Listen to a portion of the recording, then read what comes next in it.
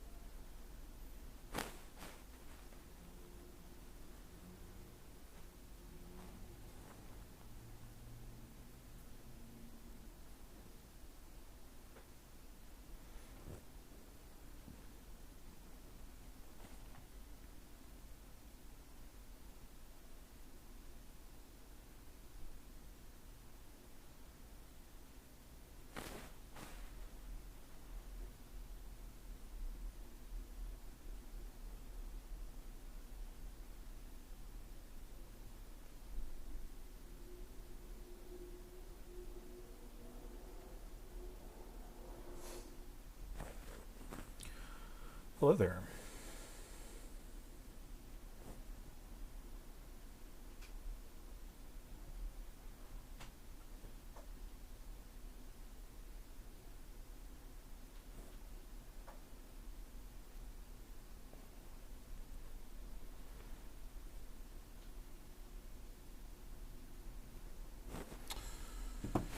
Hey, yeah. How are y'all doing? Hope you've had a good week.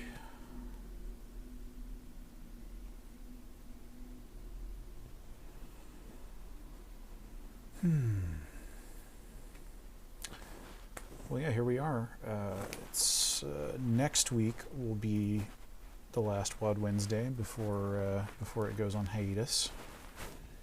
This one's just a normal penultimate thing. I don't even know if I'm going to do anything special for next week or anything. Just, you know, take it as it comes, enjoy it. Hopefully get some good, hopefully the quality of any given WAD Wednesday is partially down to the randomness, whether we get something that's really interesting or just barely interesting.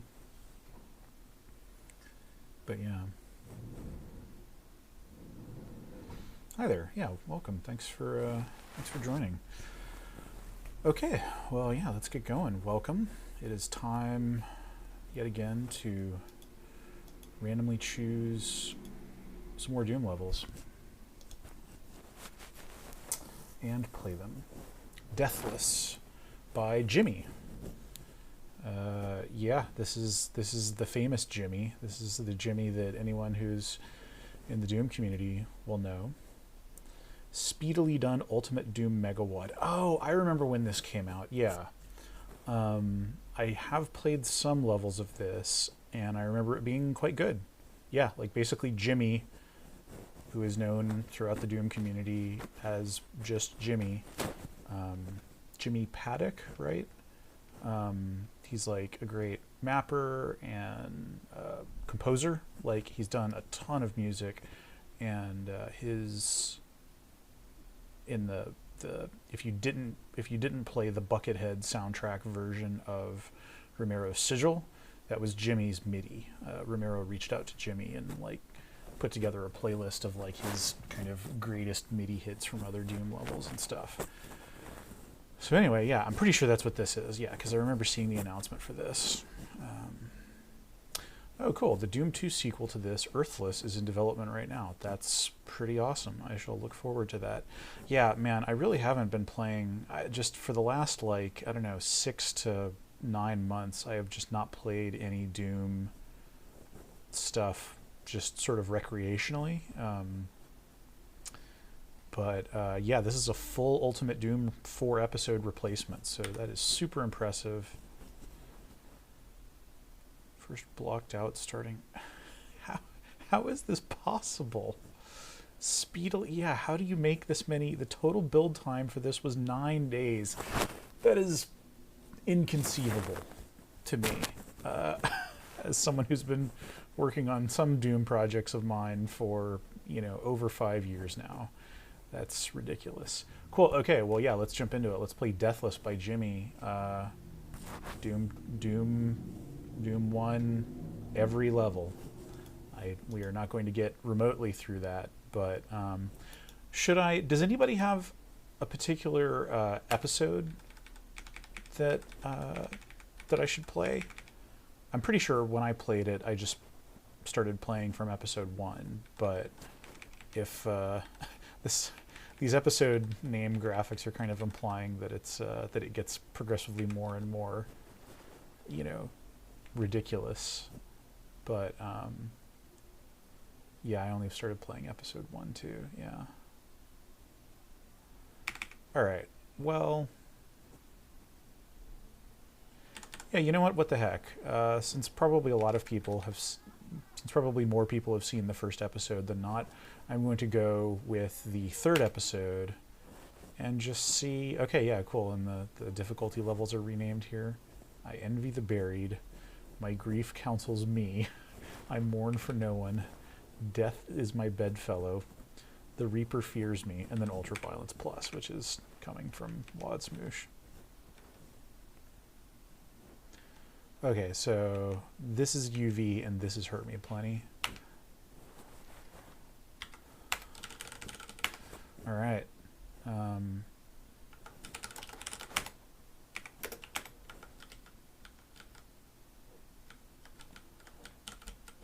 Okay.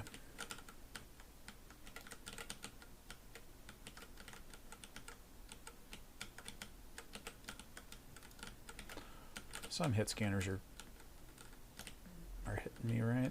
Is that what that's?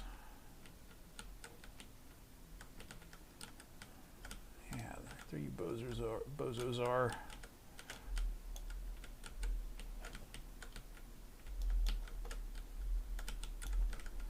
Okay, and you are also shooting me. Not hearing. Oh, dang it. You know, I could not tell you what,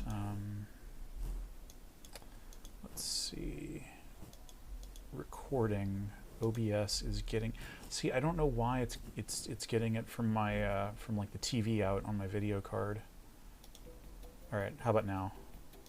I think you should be hearing audio output capture.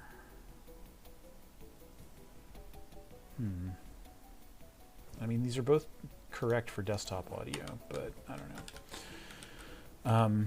Let me know in the chat if you're not hearing. Oh, you don't hear anything.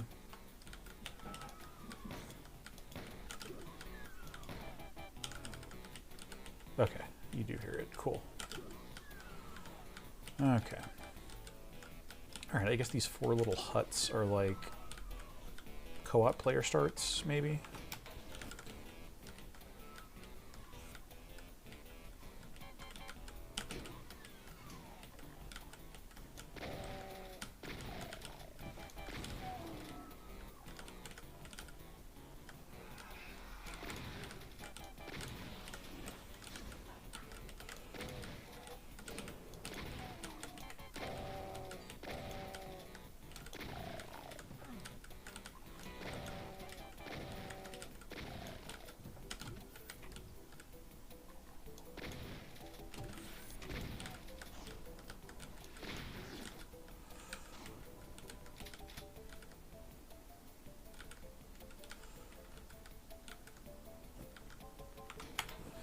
Oh yeah, good call. Good call. What?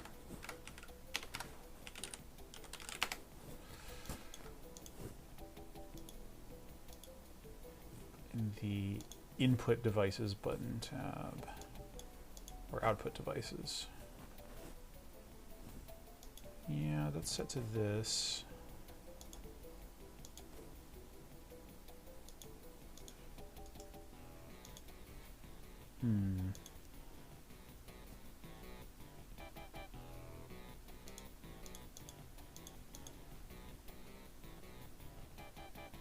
Yeah, and we want the microphone to be the default input. Yeah. Okay. Okay, cool. Well, yeah, this is definitely like an episode 3, you know, a vanilla episode 3 kind of styling. But, you know, it feels more modern. I forget which one is darker. I don't want to make it like too bright, but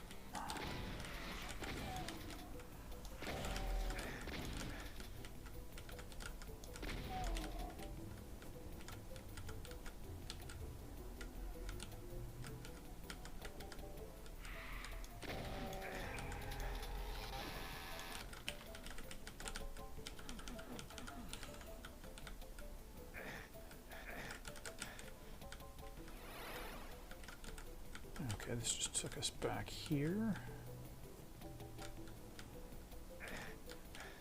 There's a red key. We drop down here, and then, yeah, I think we want to go up here.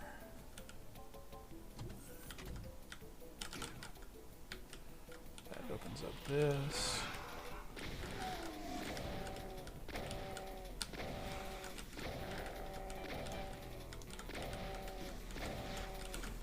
Ow. Alright, you want that chain gun. Just unlock those cacos.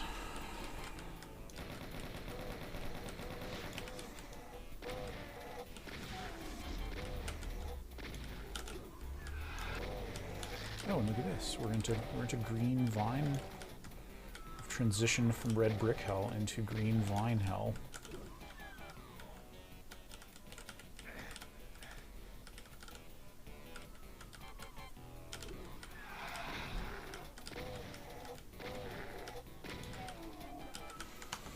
Okay. Well, cool. That's a nice compact, you know, feels a bit like vanilla, but also has much more of a modern mapping sensibility. Good stuff.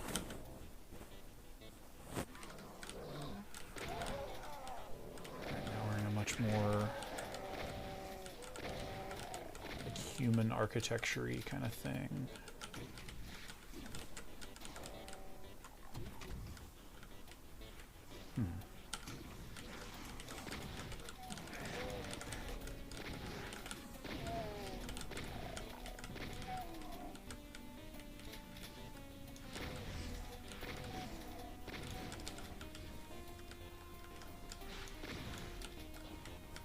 The fact that it's playing the original music for each level with these definitely puts me more in the mindset of like comparing these to their Doom.WAD analogs. E3M2, of course, we've got this, you know, this, I don't know, these are like, this is like pyrite rock stuff, you know, which is obviously the texture that gets a huge workout in Slough of Despair. But also there's like some, I mean, yeah, the sky is orange here, which is more of an episode 4 kind of touch. Yeah.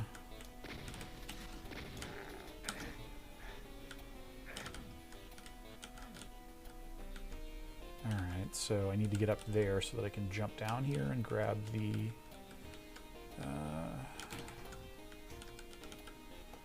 grab that yellow key, but I can't even grab the blue key here.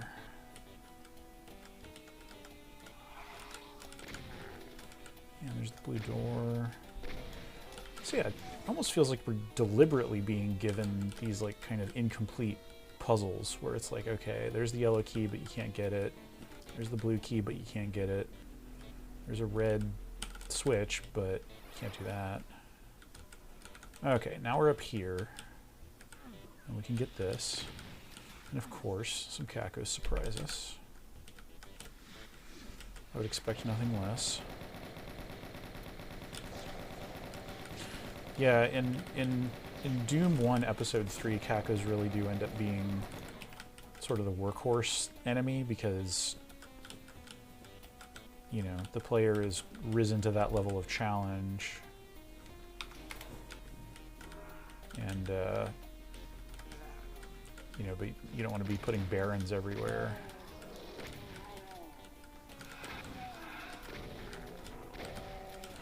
You know, and you can kind of get a lot of them on the screen and feel like you're overwhelming the player, but without actually giving them a totally unwinnable situation.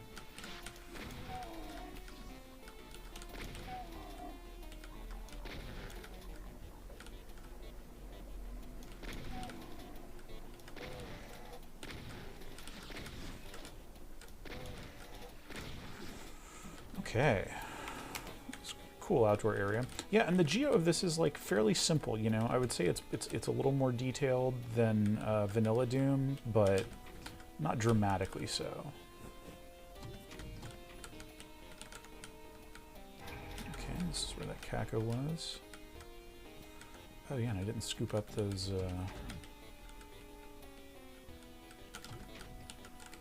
let's go get that box of rockets. I just have the feeling we're going to need it.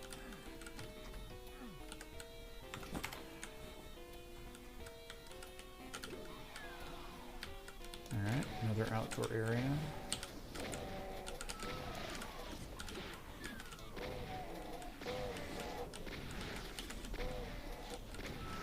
Oh yeah, I got the latest, I compiled the latest GZ Doom and turned on monster shadows, which, you know, you can see pretty clearly.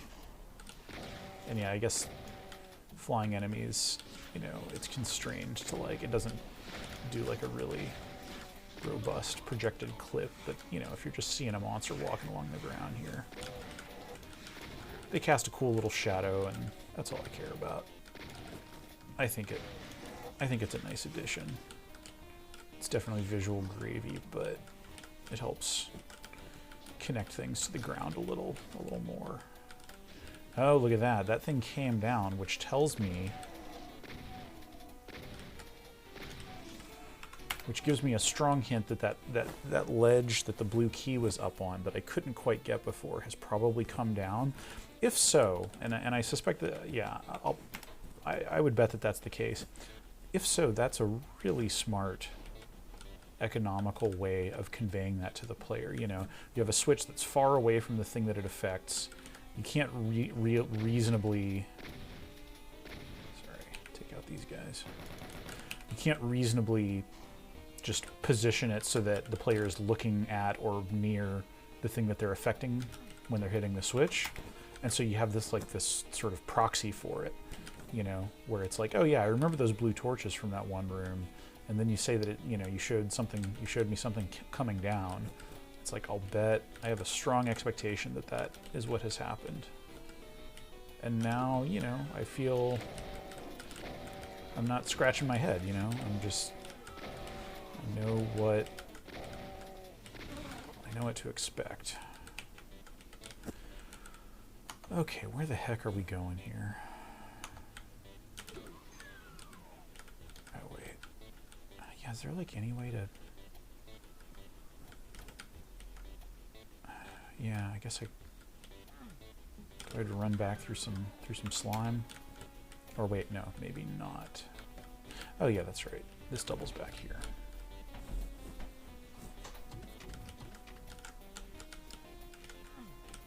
Okay. And now let's go back here, and yep, sure enough, this is lowered. There's a Caco to tell me good job. Thanks, Caco. Yeah, see, that was great. That's just like a very smart, small design touch that, you know, I think that one reason that like that I do have, you know, relatively little patience for like the heretic style switch hunt is that there are like totally, you know, relatively easy, you know, these kinds of things just hadn't been thought of back in the days when, you know, heretic levels would have been being designed, you know, in sometime in early 1994 or something, late 93 even. So, you know, but I think it's a good example of like, you know, no new technology, just a cool, smart little convention that is pretty easy to pick up on. All right, now we've got the red key. Some pinkies are here. They seem to They seem to want something.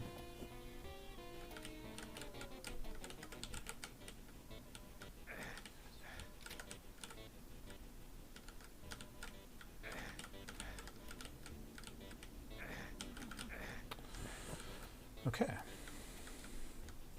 So wait, what did that actually do? I guess that was just something to punctuate getting the key.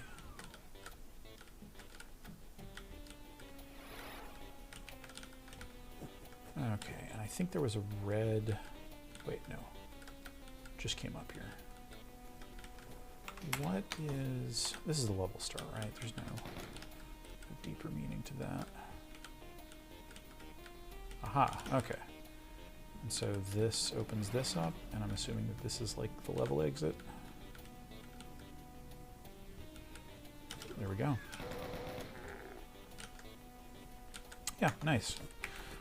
So yeah, it's another pretty similar level, you know. It's got this very nice interconnected layout, and yeah, just solid stuff.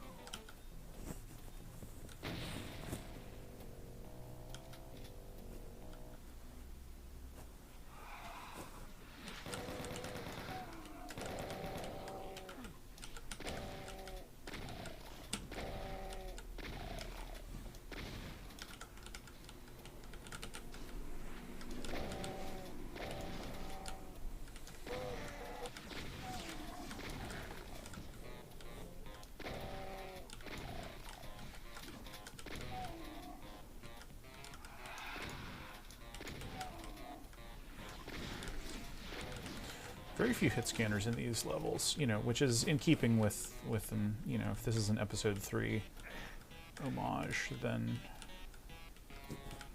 that's pretty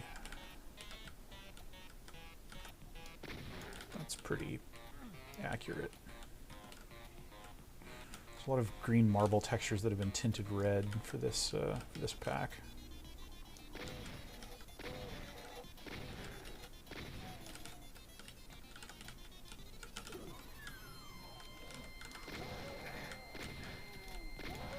Spoke too soon.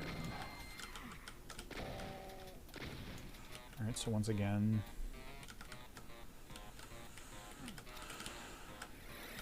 key locked door that we can't open. This is interesting. This isn't much like anything in any of the vanilla levels.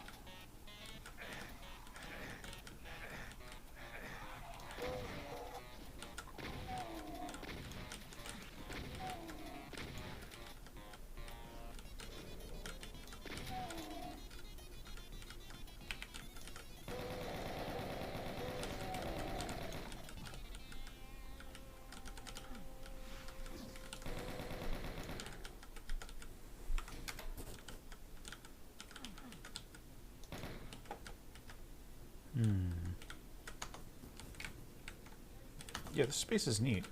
It's like, you know, you really want to stay out of that blood, but so it really divides the space. So like, how do I get the blue key? Is that, maybe I need to come from there? So maybe I need to go around this way, and to get there, you go off to the left. But then around that corner.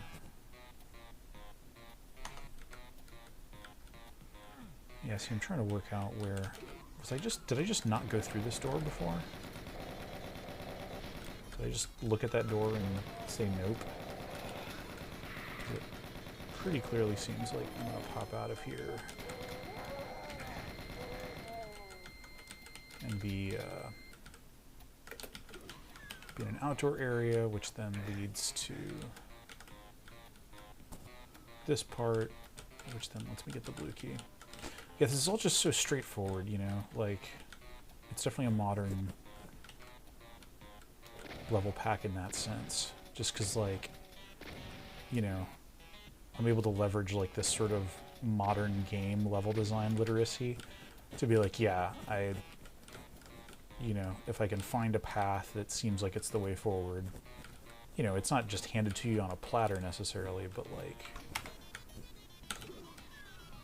you know, there's not like any of those, because there are just so many places in the original Doom levels and in the sort of extended Doom universe of like the master levels and final Doom and stuff, where like the way to move forward is not at all obvious, you know, and it becomes a puzzle unto itself.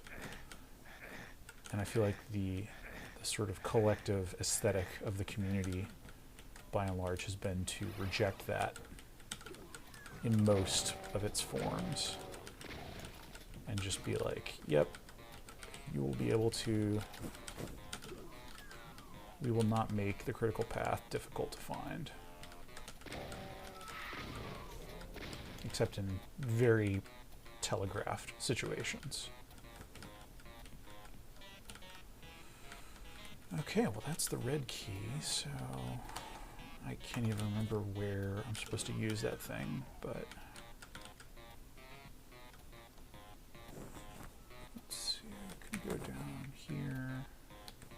Oh wait, I want to go, yeah, that's right.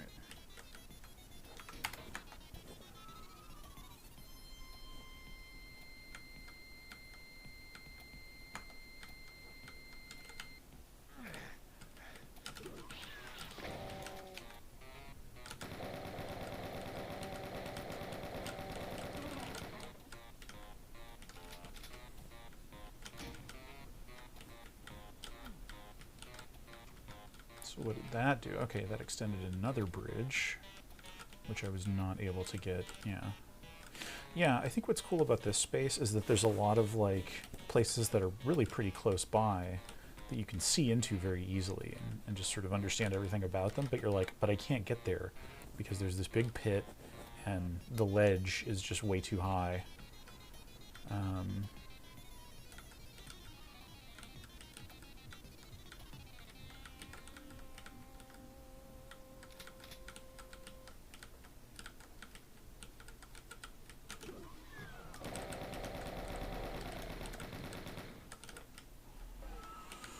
All right, cool.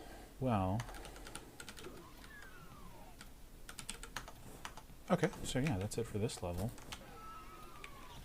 Yeah, these are going by pretty quick.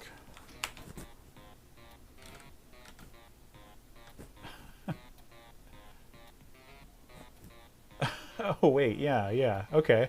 Yep.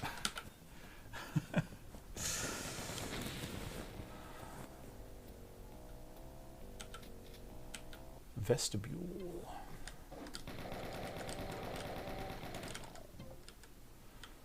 All right, skeletons.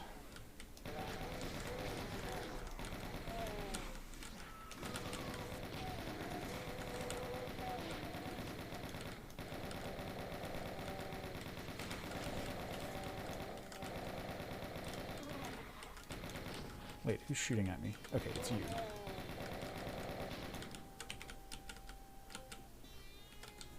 Damn, yeah, this area is really something. It's leaning very hard on a texture that was used quite sparingly in the original Doom levels.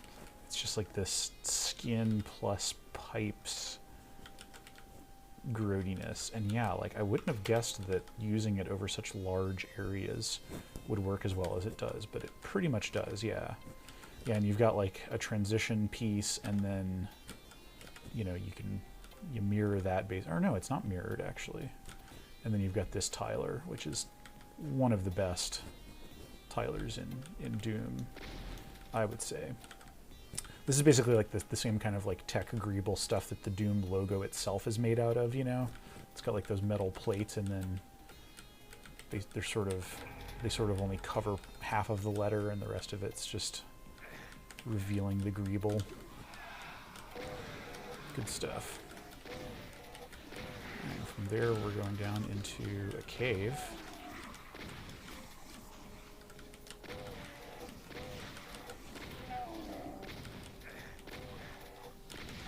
Yeah, looking at this, I can see how these levels were made quickly, and that's, don't mistake me, that's very much not like, you know, a damning with faint praise kind of thing. Like, you know, these levels are like straightforward in a way that I can tell that they were not like, you know, hugely painful to sketch out and then detail and fill with goodness. But yeah, it's good. I don't know. I mean, like, I think that the first... I had played speed mapping stuff before, but the first WAD of this that I played, the first WAD that I would say fits this category was called Chorus's Speedy Shit.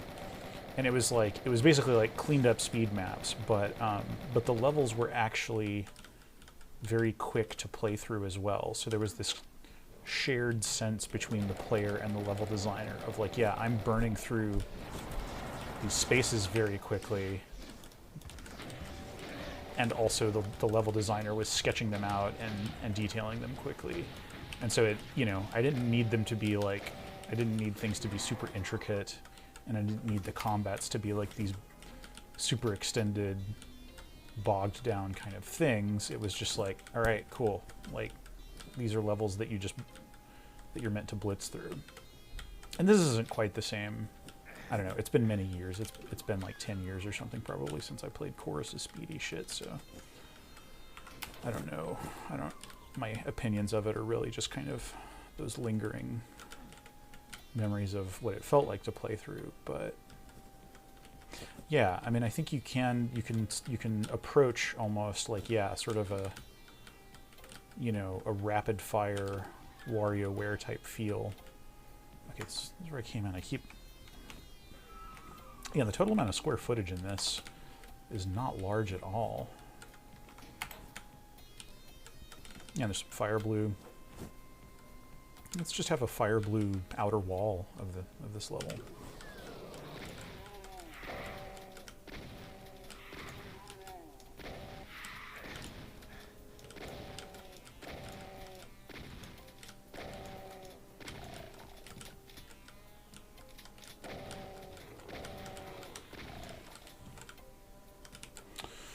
Okay, I think that's another one down. Yeah, just very small amount of space, but, you know, doing some good stuff with it. Soul Drinker. And yeah, the author is keeping up, like, just the overall texture collections. The author is continuing to mix that stuff up level by level. So like last time it was like this, you know, all these sort of flesh tones and red stuff, and here it's like, okay, it's sort of visually cooler. It's like a... But then also, we've got a cyber demon out there, so... Lest I think that this is like, you know, time to relax. Very much not. Oh, jeez.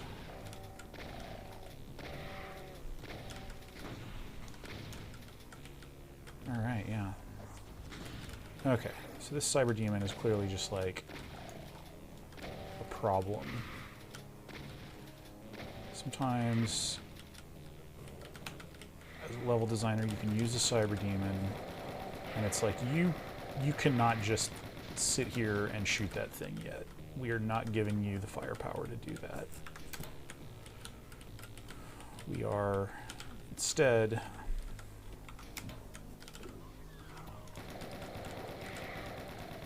just making it just this ambient threat so that you just kind of have to deal with it the whole time you're in the area.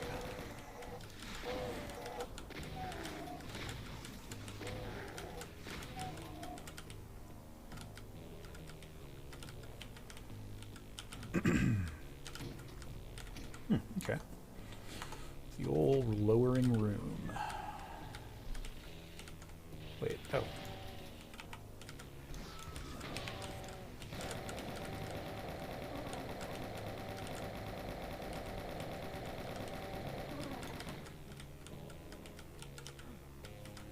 Yeah, these are all good texturing choices. Oh, hey. see ya. Oh, man. Oh, foolish. I don't know what I was expecting would happen there.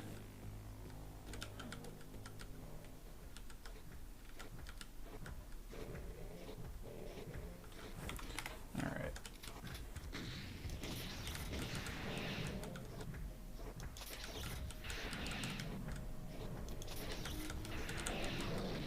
Oh, damn. Okay. All right. I must have used my BFG damage trace as well there.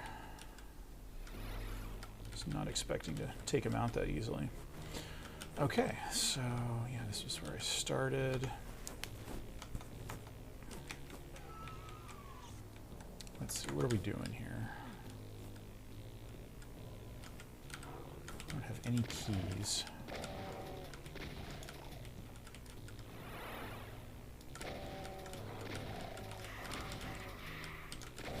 Bunch of lost souls.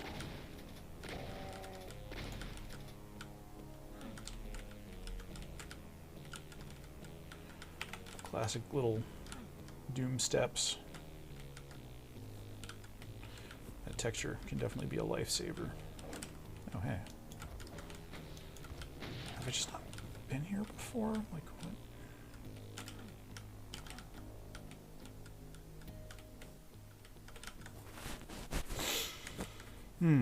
Okay.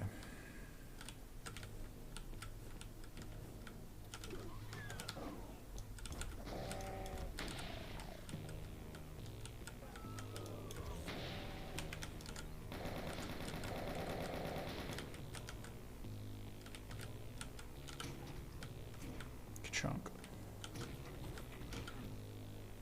Uh-oh. I sense a puzzle. Let's do this first and then this. Okay. That was pretty easy. Let me do this. What does that do? Brings out these guys.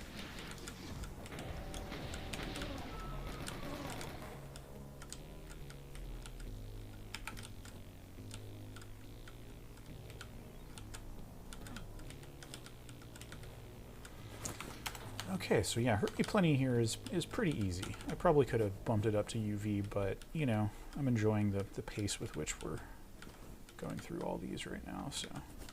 Okay, so now how do I get that yellow key? That's clearly, like, the cool thing to do next, but. Okay, yeah, this was just a. It's just a dead end room. And there's only one monster left in this level, so. Probably don't need to overthink it. Yeah, these things. How do I? Yeah, so now I'm here. This is where I came in. What is? Oh, I see. Okay, so yeah, there are like these different corners. Okay, I lowered that thing. Oh, I see. And I probably need to go over here. Yeah, I get it. Okay. So this is maybe, yeah, this is E3M5. So yeah, this is like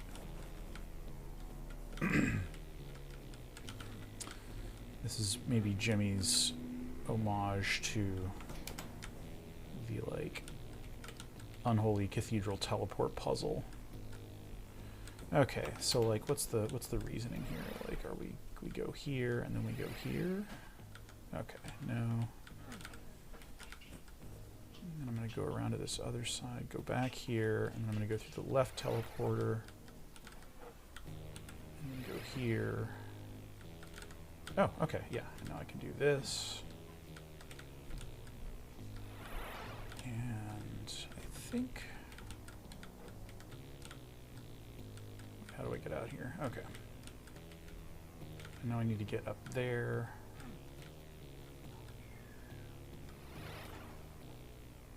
Dang.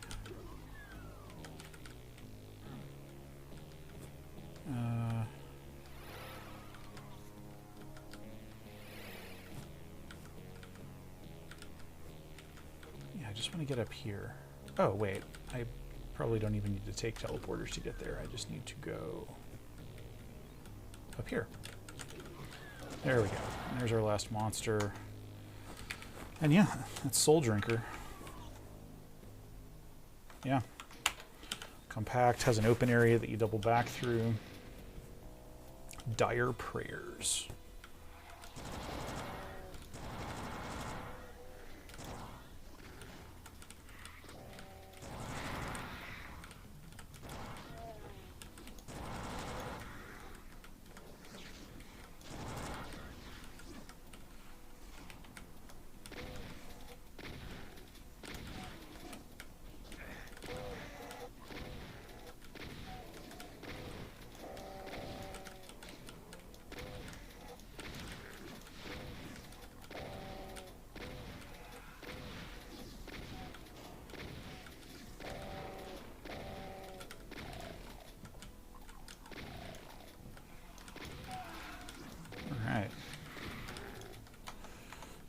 Yeah, we're on E3 M6, and this is definitely a bunch of somewhat open, connected areas. Yeah, we've got threats coming in from a bunch of different places. You know, comparing this to Mount Erebus, like, it definitely has a lot more walls. It's not just one big open space with little buildings situated in it, but it still gets some of that feeling, just in that, you know, you have these big open spaces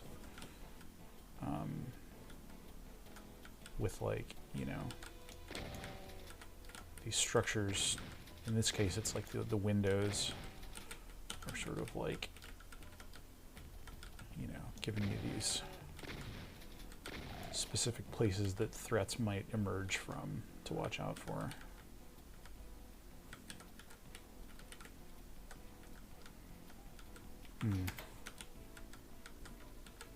Are we meant to go?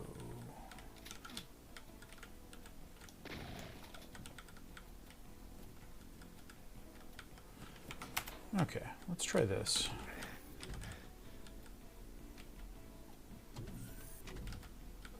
Backpack.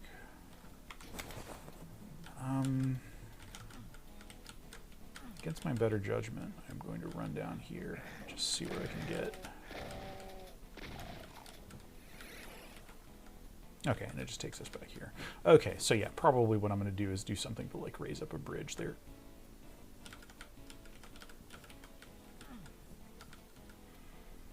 Alrighty.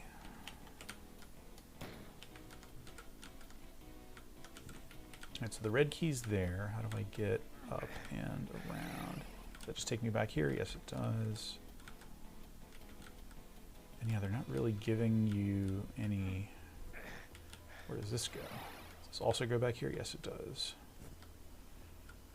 Right, so I probably need the red... Like, this level is telling me kind of what its structure is, probably with this screen full here. Is like, you find out a way to get there, and then you can get the red key, and then you can go through there and probably get the yellow key. And then maybe I want to go around here. Yes.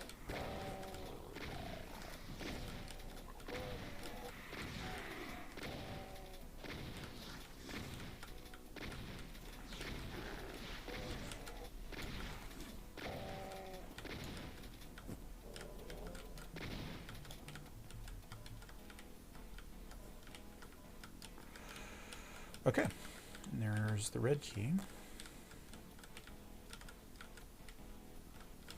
Yeah, there's kind of this quotient that I or like there's a lens that I use to think about sometimes a level, an experience, whatever, is like how frequently and by what magnitude are you surprising the player with a particular decision.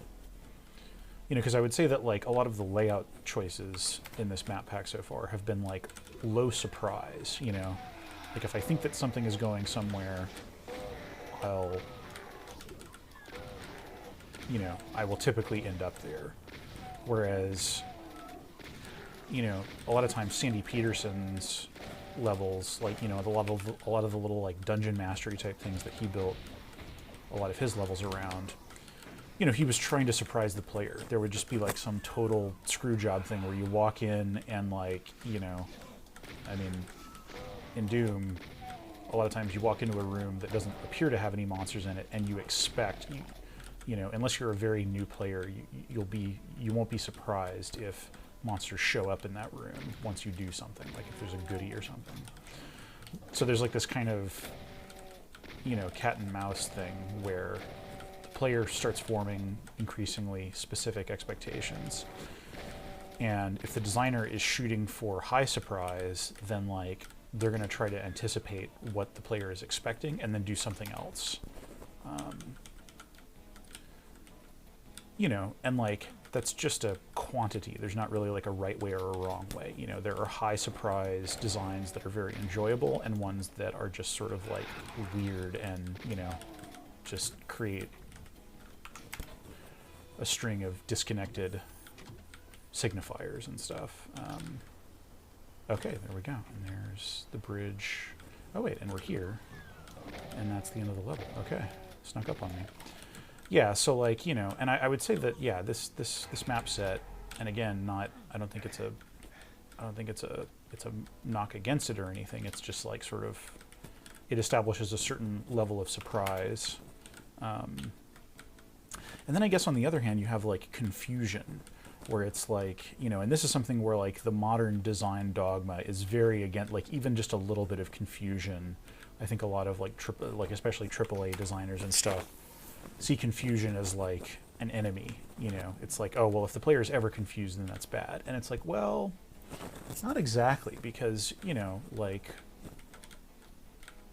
if the player looks at something and doesn't understand it, then like that's confusion. But like there's plenty of things that you don't want people to understand right off the bat, you know, and sort of like the whole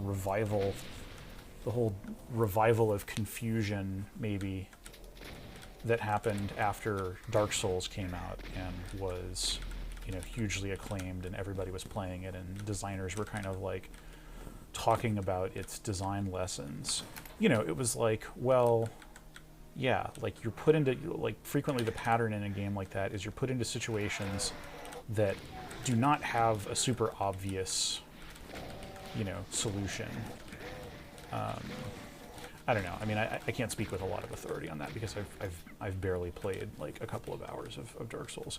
But, you know, I mean, to pick an example I do know a little better, like adventure games. Adventure games thrived on confusion. They would basically always give you a confusing situation and then gradually give you little breadcrumbs that you could use to piece together a solution that would address that confusion, either by actually solving it like a lock in like a key in a lock, or by like reconfiguring it in a fun way, you know, in a surprising way.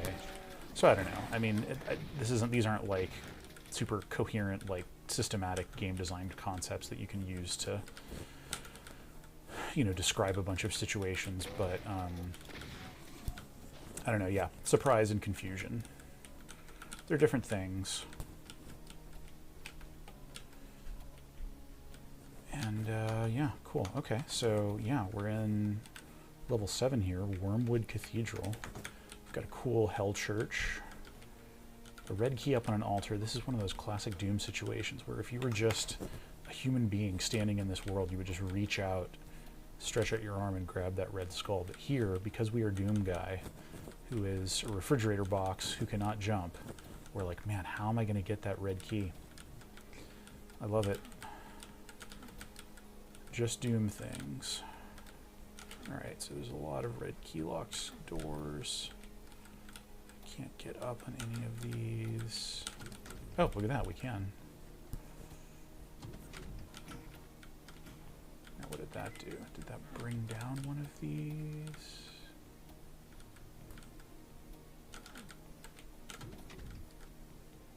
What did that do?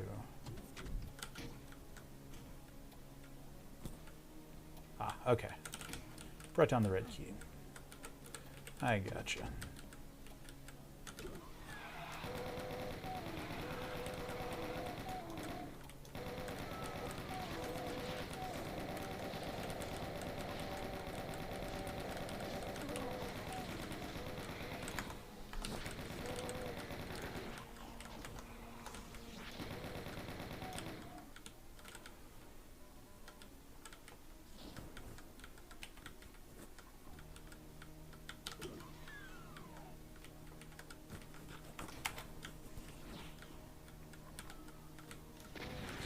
Oh yeah, that's cool. Yeah.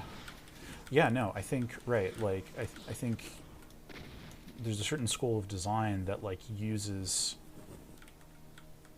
high confusion to, you know, really, like, disjoint the player's sense of reality. I think even, you know, like some of Romero's harder levels from, like, you know,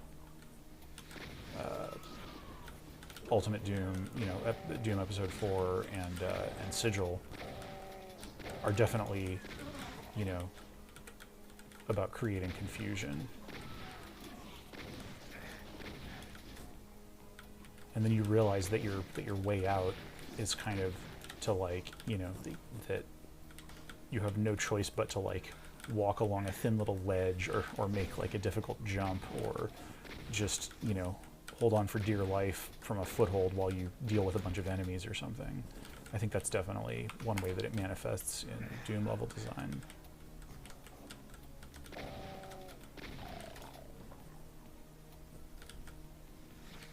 Okay, so this is interesting. We left behind the Hell Church, and now we're in this outdoor area where we've just got, like, these chunks of stonework. Ow. Okay, we brought up a bridge there.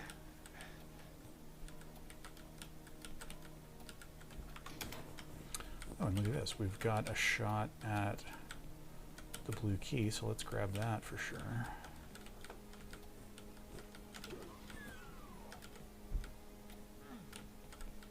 And, like, this kind of makes me want to double back here, because...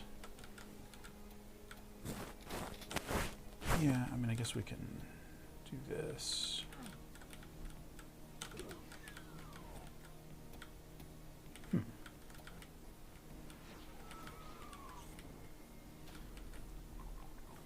Yeah, I'm actually a little unclear on where to...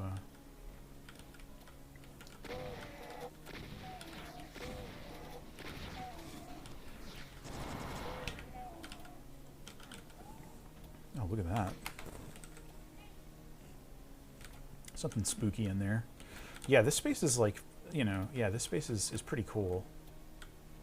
Like, yeah, because we've got these two fairly unexpected things branching off from the Hell Church. These, like, just sort of grimy catacombs that then have, like, this weird thing. And then... oh, you know, I just realized I probably missed my my chance at the secret level. Oh well. Yeah, alright, so, like, if I go back here...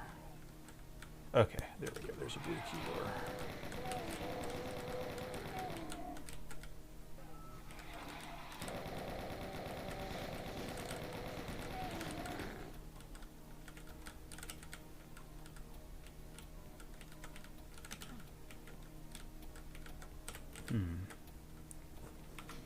Okay, so, like...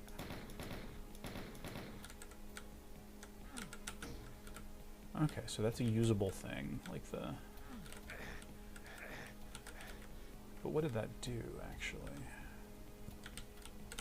I don't know, let's backtrack. Because, yeah, I also saw one of these. Yeah, there's one of these in here. Where is this? Okay, now we're up here. Okay.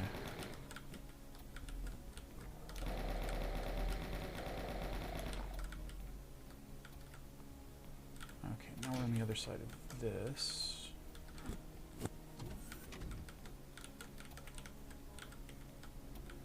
Okay, now we're on the other side here. And look at that, we got a bear in there.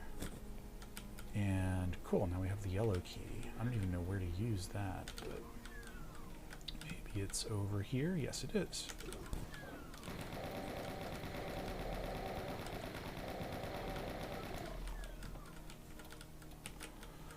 Nice. Okay, and now we're down in, like, the freaky, bright, pulsing light room. And there's our buddy. Are there any other specters in here that I'm going to regret shooting rockets? Nope.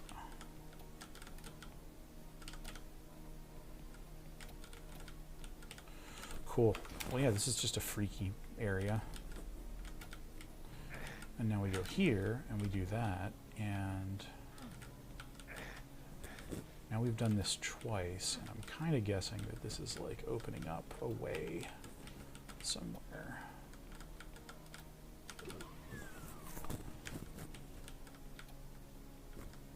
Still don't understand how this could have been made so quickly. Yeah, I totally hear you. Like, this really is just a ton of geo to crank out. And for something like this, where there is like, this one seems like a little trickier to have made. Like, I don't know. Yeah, it would have taken me at least a day of like sketching to like get something like half as good as this, and then like, you know, I don't even know how long to just texture it up and, you know, make it like good.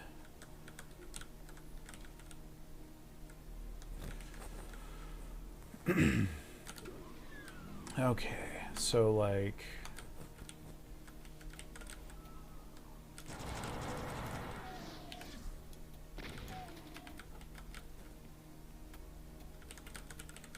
okay, and like, now, yeah, okay, I've already been here. I'm actually a little unclear on like where. Oh, okay, so this is raised up. Oh, and there's another Baron. You know what? I'm just gonna give him the BFG, because cool. Yeah, man. Yeah, this level is definitely the most impressive one yet. All right, and now I think we are on to the final boss level of this. And yeah, cool. All right, what's this gonna do? Okay, yeah. The old shoot switch that angers the final boss. She heard that. And she's pissed. Oh, man. All right, so we got hella Barons here. And look at this. Look at this floating orb. That just looks sick as heck.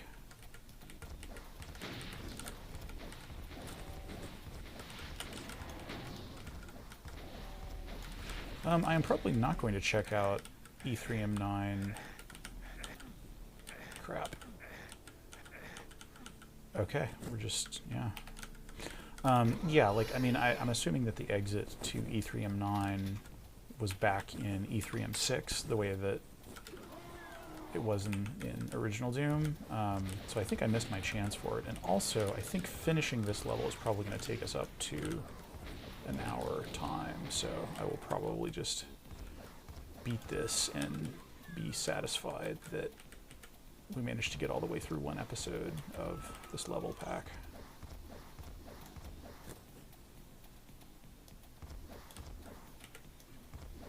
This feels cheesy, but whatever. Okay.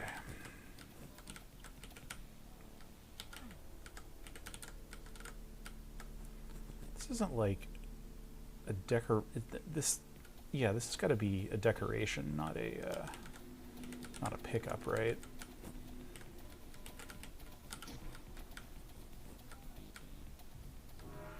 Supercharge. Oh, okay, interesting. Okay, so yeah, that's what the supercharge looks like in this WAD. Oh boy. All right. I mean, I've got so much ammo. Like, I think pistol start would be another layer of challenge here, but yeah, these guys are not that tricky to take out. I've been stockpiling plasma the whole level.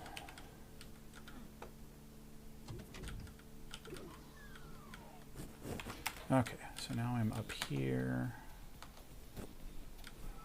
Yeah, it does look like the top of a torch, basically. Okay, all right, and there is our old pal, the Mastermind. 2 Masterminds. All right.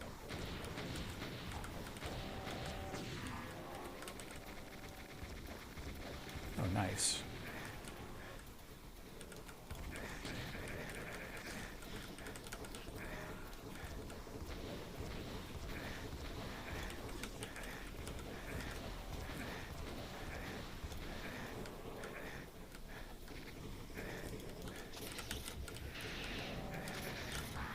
Damn, okay. Okay, well, let's see if there's an easier way we can deal with all these nerds.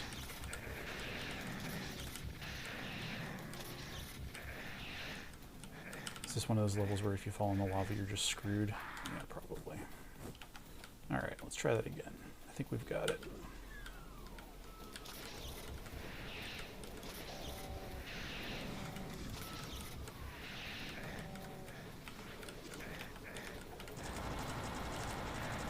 Okay. Took her down. And now I think that'll give us a foothold from which we can more comfortably take out. I'm just going to go for 100% monsters on this. Just feels right. Got all these barren bros here.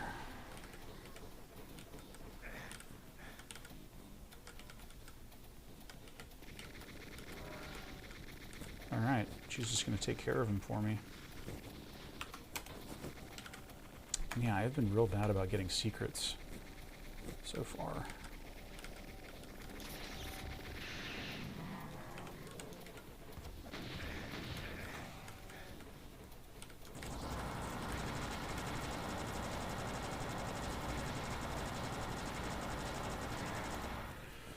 Okay, there it is.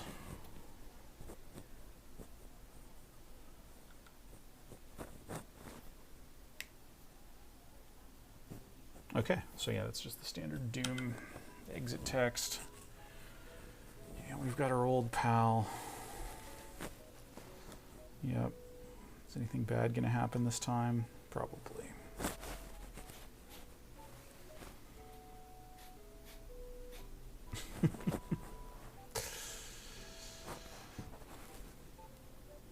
All right, and there's Daisy. Sorry, Daisy. The end. Yeah, that was great. Deathless, third episode of Deathless. I'm assuming that Griefless is just the most absolute, that it follows the difficulty curve. And it's just that much more nasty. Okay, cool. Yeah, well, thank you for watching. That's all we've got time for. And yeah, I hope you all have a good week. And I will see you all next time for the last WAD Wednesday before we go on hiatus. So yeah, have a good one, folks. And I'll see you all next time. Thank you for watching.